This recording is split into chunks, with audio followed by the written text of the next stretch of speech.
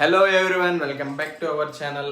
Today వచ్చేసి మనకి అమెజాన్లో అయితే కొన్ని ఆర్డర్స్ అయితే వచ్చేసాయి. ఏంటి అంటే అవి నాకు కూడా తెలీదు, జస్ట్ అన్బాక్స్ చేసి చూడాలి.